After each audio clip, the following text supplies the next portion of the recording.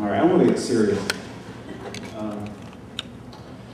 I was born on the Coal River in West Virginia, and you know, coal industry, coal miners, my family, my father, coal miner, everyone was a coal miner, always boom and bust cycle. And in 1960, we had to leave because we were eating rice 3 times a day.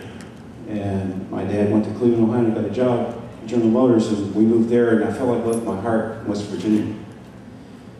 And we went back every weekend, every couple of weekends, and I continued that. I went to service, came out, and worked in the city, got a little business in the city, but kept going back to West Virginia every weekend, every vacation, every holiday. Took my kids and enrolled them at Marshbrook Elementary School for a semester so they could understand mountain culture. That was before anyone, hell was going on there. And bought my grandmother's old place, and we went down all the time. And so in February 2001, moved back to West Virginia. I'd heard about this stuff called mountaintop removal, but never. You go down weekends, you don't really, you just don't. They don't last on Sundays, and it was way back in the mountains. I heard these little booms and never thought much of it.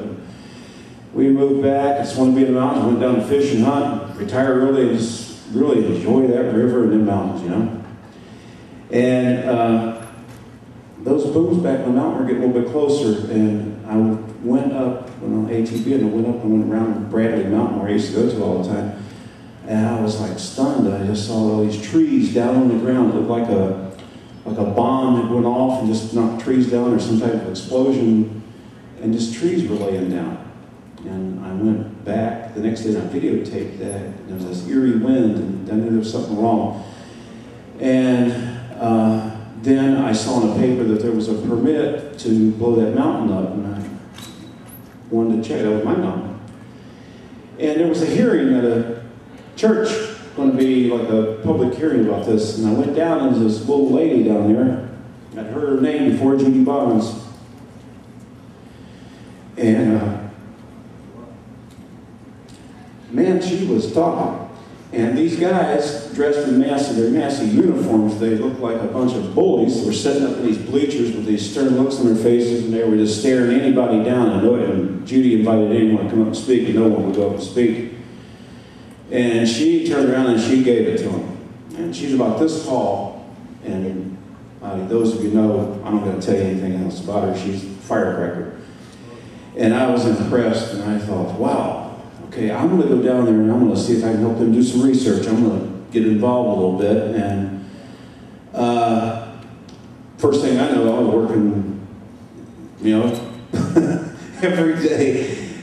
She inspired me so much and taught me so much.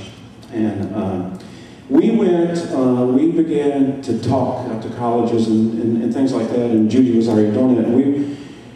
In 2004, we started working on Mountain Justice Summer, and we went on this traveling trip in 2005, speaking and traveling. It was grueling. And, we had a lot of conversation in that car, and Judy had this vision, and this is it. Right here, today, Appalachia Rising. She always talked about, we have to take this fight to Washington, D.C., but we're not ready. We don't have enough people. The movement's not gone far enough. And all the work that all these organizations have done and all the individuals have done over the years have led us up to this place we are now and to this event. I truly believe that. And I can't say thank you to enough people. KFTC and Appalachian Voices, and Quarter Mountain Watch, OVEC, and just everybody that has worked on this issue for so long. And we just never had the momentum or the solidarity or whatever it was. We just weren't ready for this. And we kept fighting in the States. And Judy, for last year, saying, we got to go to D.C. Yes, I know we got to go to D.C. So we started planning this. And unfortunately, Judy can't be here for this, and it just hurts.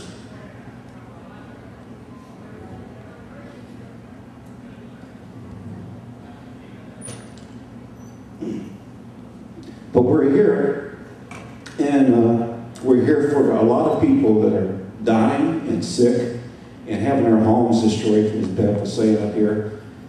And just this incredible injustice that continues to be allowed to go on by regulatory agencies and by politicians and by apathy and by greed. And, you know, we are a people, they like to make us subhuman so they can do this to us. That's why they make the hillbilly jokes. And they talk about, like Larry Gibson said, that, you know, you got to go to family reunion to get a date. Well, that's not right. And so we're here, and we're not taking this shit anymore.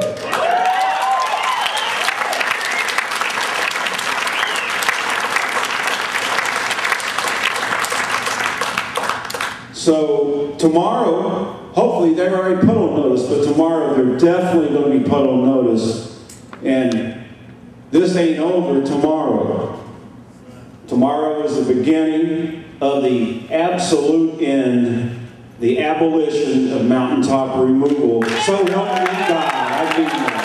I know everyone's here for this.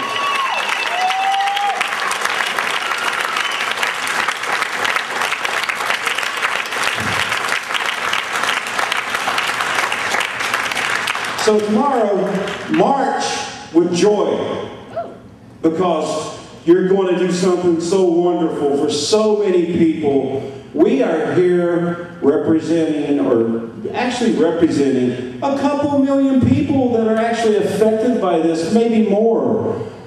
Water flows downhill. The people in Mid-Atlantic and Deep South are getting their water from our headwater source streams. They're getting poisoned. We're all getting poisoned from the water, or we're getting poisoned, I believe, mostly from the air that we're breathing off these mine dump sites.